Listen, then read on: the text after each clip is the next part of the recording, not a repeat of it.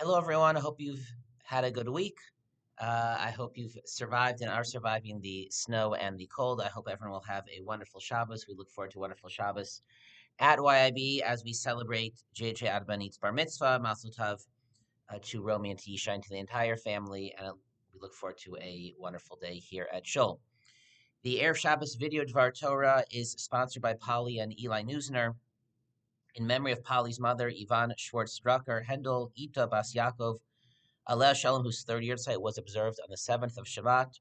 Her neshama should have an aliyah. Her memory should be a blessing to her family and all. And we thank Polly and Eli for the sponsorship. Every Friday in the Erev Shabbos videos of our Torah, we also pause to daven for the Jewish people, especially those in the land of Israel.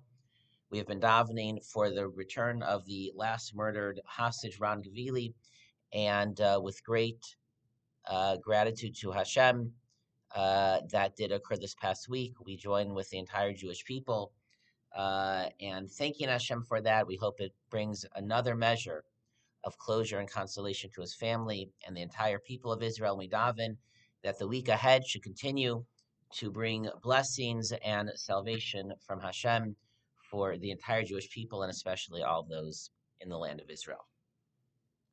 The Torah describes that immediately after the splitting of the sea and after the Jewish people sing the great song, the Shira, they travel into the wilderness, Vayetzu al Midbar Shur. They travel for 3 days and they have no water until they reach a place called Mara, and there is water, but Lo Yachlu Lishtos Maim Mimara Ki Marim Him. They were not able to drink the water because it was bitter. Presumably, it was salty, and so the people complained to Moshe, "What are we going to drink?" Moshe then turns and davens/complains to Hashem, and then Vayoreu Hashem eitz.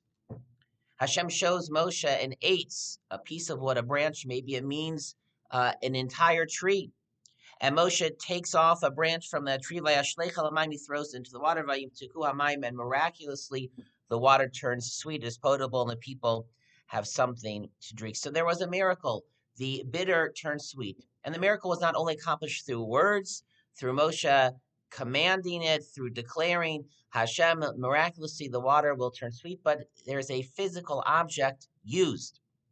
And the Medrash already points out that the miracle within the miracle was that he didn't throw in something sweet, honey, a fruit. He threw in a piece of wood. A piece of wood doesn't taste good. A piece of wood is bitter, and yet the bitter made the bitter sweet.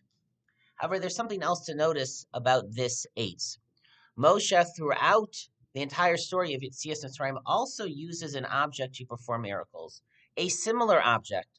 What is that? The mateh. Moshe's staff. Moshe's staff also, Pashup Pshat, simple understanding, was also a carved piece of wood. It was a staff.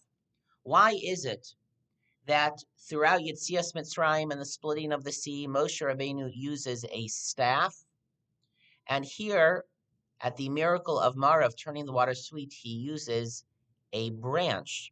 They're very similar, and yet they are different. Why the difference? Well, what was the entire point, the message of this miracle? In the previous parshas, Moshe Rabbeinu's mission from Hashem is to defeat Paro, is to destroy Paro, is to show that there is no power that can compete with Hashem. It shows that Hashem is the ultimate force in the world, and the power of good will always defeat and destroy the powers of evil. However, the Torah is not always meant, not exclusively meant, to destroy and to defeat and to obliterate the powers of evil. The Torah is also meant to be a tool that elevates, that purifies, that teaches, and can transform bad into good. And that is the message here. The water was bitter, and Hashem wants to show Moshe and the Jewish people, wants to teach them that you don't always have to throw out the bad. Sometimes you can take something bitter and make it good. Hashem speaks to them after the miracle. If you will listen to my voice, if you'll follow in the ways of the Torah, I will not put any of the sicknesses and the afflictions that you saw in Egypt upon you. But if not, and if you do not live up to my word, and you will suffer punishment, don't worry. Ki ani Hashem rofecha. I am Hashem, the healer. I can heal. I can take someone's suffering and cure them. I can turn the bad into the good. I can turn bitter into sweetness. And that is why Hashem did not instruct Moshe Rabbeinu to take his staff and strike this water and make it pure. He said, throw in a still growing piece of wood. The staff is this carved, straight piece of wood. The staff is used against the enemies to strike, to hit. And even internally, the staff represents Moshe Rabbeinu's authority, the authority of the Torah, and the authority of Hashem, the authority to command and just say, it doesn't matter what you want or what you think, you must do this. It forces, it commands, and sometimes even strikes and destroys. That is the symbolism of the Mateh. However, there is also the symbolism of the eights of the Torah. The Torah is also called an Eitz Chaim, a living tree. The tree, the branch, is still growing. The tree, the branch is curved in all different directions. It can still change. The branch represents the power of the Torah to be an organic force to help something grow and develop and mature, become bigger and better and greater, more holy, more pure. And that is the message of this little story. The Torah does not only want to fight evil and destroy it, sometimes that is necessary. The Torah also wants to be a force that transforms, that turns bad into good. And Hashem gives both of those spiritual powers and abilities to us. There's the staff of the Torah, and there is the tree of the Torah. The staff of the Torah gives us the strength to persevere through something bad. We can't see how this is good. It's just really hard. It's just really challenging.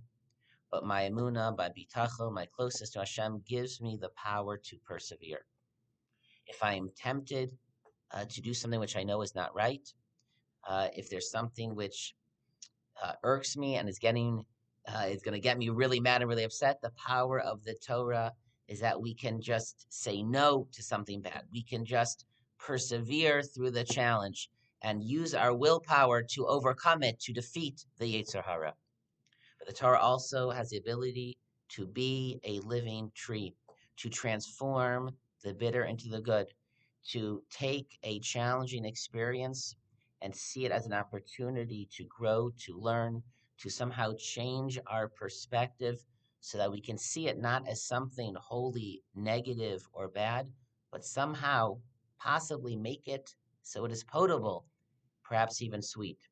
And similarly, the Torah has the ability to transform us, to make us better, to change how we see the world, so certain things will no longer tempt us. So we will no longer get upset at certain experiences, people, or events. The Torah can change us. The Torah gives us the willpower to overcome and to persevere. That is the mateh of the Torah. But the Torah also gives us the ability to grow, to change in our actions, in our perspectives, in our mindset. We have the ability to be a living Torah if we attach ourselves to the living Torah, to the living tree of the Torah. Then the incredible, miraculous power of the Torah is that it can take things outside of us and within us and turn the bitter into sweet. May we all taste that incredible aspect of the Torah. Good Shabbos, everyone, and Shabbat Shalom.